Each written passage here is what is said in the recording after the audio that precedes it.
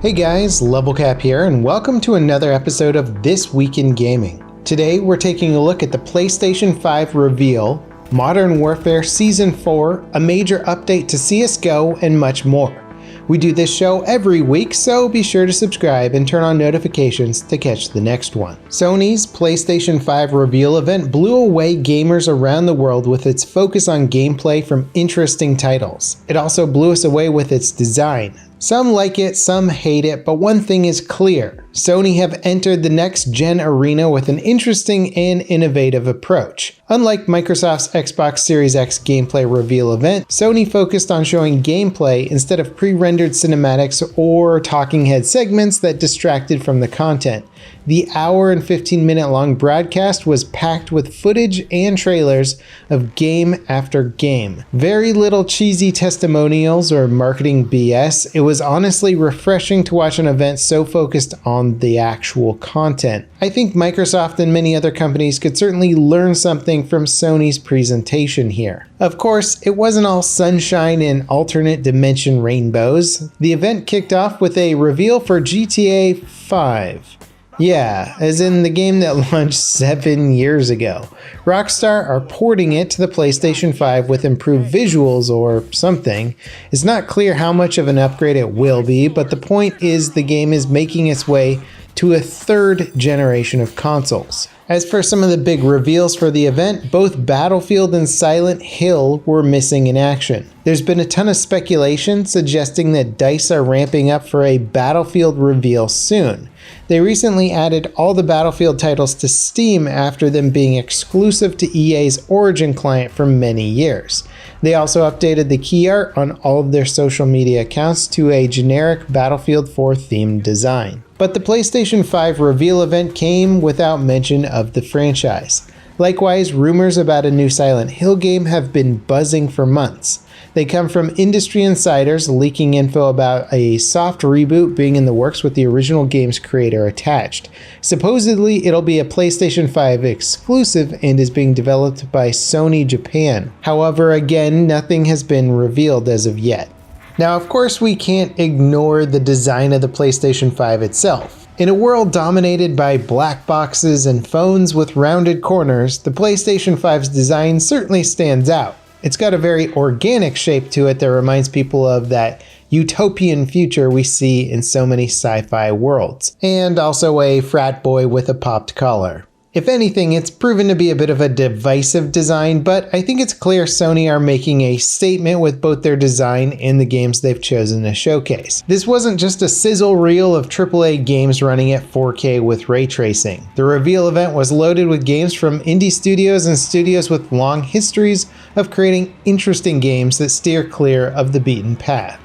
Sony are embracing the experimental side of gaming, and honestly, it's refreshing to see such a big focus on something other than your typical Call of Duty or Halo title. That said, Sony will be revealing some major AAA exclusives as we get closer to the PlayStation 5's holiday release window. As for new specs or hardware details, Sony confirmed that there would be two versions of the PlayStation 5.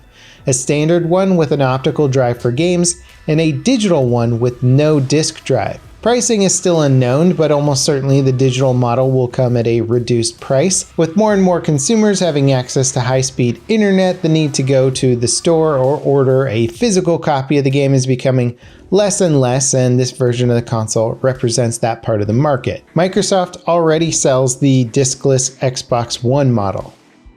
Modern Warfare Season 4 has launched to a somewhat tepid response by players. The new weapons and maps are all nice, but they're not the massive additions the game's past seasons have offered. That said, it's still a welcome update that adds a ton of new cosmetics and mixes up Warzone with some interesting new mechanics.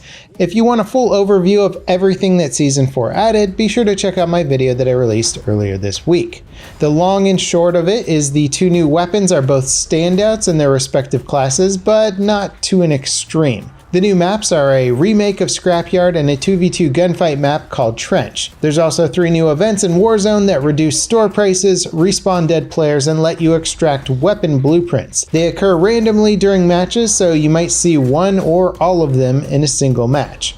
Later in the season, we'll be getting the Barrett 50 cal and a night map called Cheshire Park. Standard multiplayer becomes free to play for Warzone folks this weekend, so if you're looking to do a deep dive on the Season 4 update, be sure to check that out. The major controversy surrounding Modern Warfare these days seems to be the size of its updates. They're pretty much always these massive 50 gigabyte downloads, or even more. Once it's downloaded, the Season 4 update only makes the total size about 4 gigabytes bigger, but you still had to download 44 gigabytes. Infinity Ward say they realize these files are a problem for players and are doing everything they can to shrink them.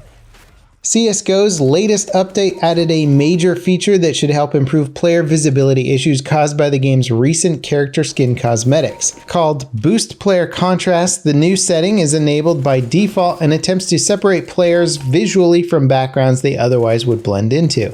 The effect is subtle, but the side-by-side comparisons make it clear how much it actually helps. It boosts the contrast of the player models, sharpens their edges, adds a slight blur to the textures behind them, and also gives them a contrast halo that helps their outline be more visible. Overall, the effect improves things for the better. It's a much more elegant solution than Valorant's red outline and gets the job done without being distracting or ugly. If done improperly, this effect could really take away from the game, but if anything, I'd like to see this kind of option be used more in multiplayer games. Old school Battlefield fans might be interested to hear that David Goldfarb, the former lead designer of Battlefield 3, has revealed his studio's first release title. Metal Hellsinger is a rhythm-based FPS that combines the rhythmic combat of Doom Eternal with an actual, rhythm. The game rewards players for performing actions on the beat with its custom-made metal soundtrack. It features performances from several famous metal artists, and it sounds absolutely legendary. Staying on beat is necessary to achieve high scores and hear the full soundtrack, but the game gives complete freedom to move around and blast away enemies. It's not on rails or anything like that. It's due out in 2021 and will be available on next-gen consoles as well as PC and current gen. The Last of Us 2 reviews are in, and it's proving to be a mixed bag of reactions. Some reviewers are praising its brutal depiction of a zombie-infested hellscape. Others are saying its focus on the brutality comes at the expense of character development and a story that justifies it. Either way, it's expected the game will draw a mixed reaction from players.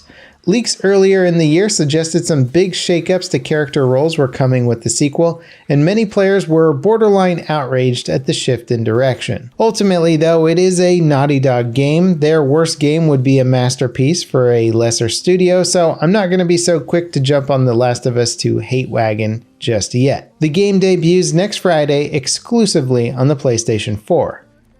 The long-awaited remake of the cult hit game 13 finally has a release date. The remake was teased last year and finally has a proper gameplay trailer. It launches on November 10th for all platforms and looks to be a total remake from the ground up. The original game's iconic cel-shaded comic book stylings seem to have been replaced with a slightly more realistic look, but it still resembles the original game's feel. Hopefully the developers have translated the now 17-year-old game well enough for it to hold up against today's standards. In our final story, Insurgency Sandstorm is getting a major update next week. Operation Nightfall adds night variants of all available maps, and while these night variants can be played on community servers in the versus modes, the main mode is focused on players versus enemy AI. At launch, Checkpoint, Hardcore Checkpoint, and Frenzy Checkpoint will be supported. The update also brings a new map called Tideway. This is a reimagined version of the classic Burris map from the original Insurgency. As for weapons, Nightfall adds the Honey Badger, Grease Gun, AS Val, Sterling, and the Well Rod. Probably the big attraction with Nightfall, however, are the ultra-realistic night vision scopes and the IR weapon attachments. There's a ton of options with night vision goggles, ranging from the low-level monocle optics all the way up to quad optic NVGs. The attention to detail and realism with the NVGs is really impressive. Insurgency has always had great weapon optic rendering, but these NVGs really take things to the next level.